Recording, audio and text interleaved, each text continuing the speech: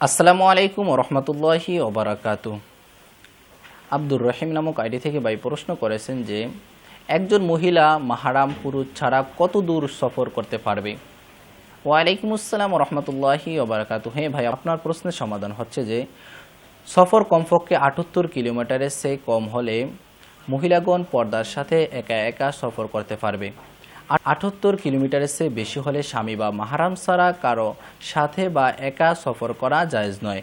এর রেফারেন্স হলো বুখারী শরীফের ১৮৬২ নম্বর হাদিসের মধ্যে রাসূল সাল্লাল্লাহু আলাইহি সাল্লাম বলেছেন যে কোনো মহিলা তার মাহারাম ছাড়া সফর করবে না এবং কোনো পুরুষ মাহারাম ছাড়া কোনো মহিলার নিকট যাবে না।